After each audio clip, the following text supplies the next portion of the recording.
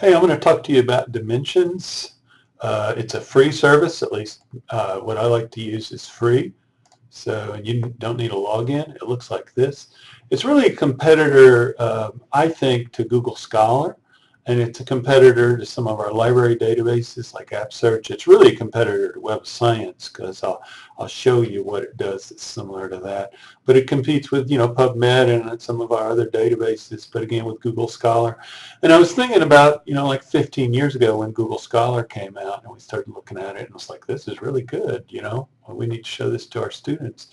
And before long we were integrating it into our library systems. And we're not doing that really yet with Dimensions, but I think we will be. So let me get rid of this version. So here it is. It's got about 99 million things in it, mostly articles. Let's go ahead and do a search.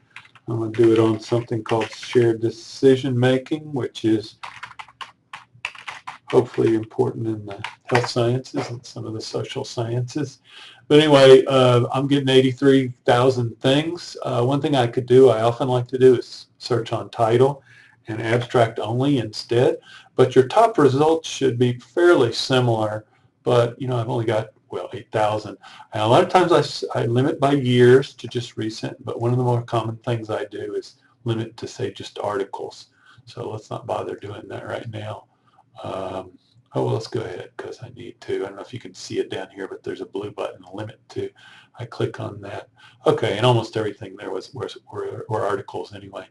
And of course, it will sort by publication date. So if you have something and you want to look at the most recent, 2019, but most of the time we want relevance ranking.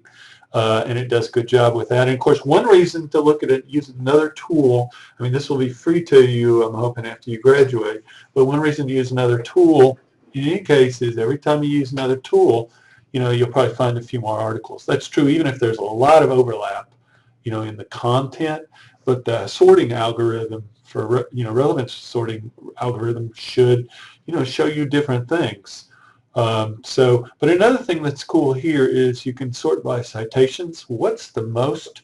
Keep in mind we're searching on shared decision making, only in the title and abstract. Among those, what's the most cited? So we've got something 2,000, 1,300, 1,300, 1,100, and so on. But this is the most cited. And also it's got alternative metrics, and it's got a kind of normalized by the discipline citation score. But let's just keep it on citations, and let's look at this. And this was published in 1997, and it's been cited 1,979 times. Here are the most recent ones. It's sorted by date, but we could look at all of them, and we could search within them. But of course, also it's got 53 citations going backwards in time from the time this is published. Now, of course, the main thing you want is to get to the full text once you've decided, well, this does look like a good article. Now, this link with the DOI number in it will take you to the publisher's site for it. Down here on the right, full text at publisher site again. I don't know if you can see it, but I've got an unpaywall version button here that's lit up green, so it's telling me there's a free version. So ask me about that too. But anyway, if I click on one of these buttons and we have a subscription and you're on campus, then it should link to the full text. It probably won't happen off campus, and you'll have to do something else to find the full text. But anyways, here it is. I'm going to get rid of it. Sorry. Excuse my cough.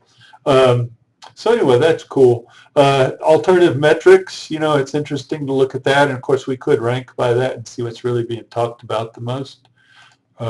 There are a lot of things to click on. But anyway, I think this is pretty competitive, and I'm excited about it. And I've worked this into my routine, and I've been finding things with it.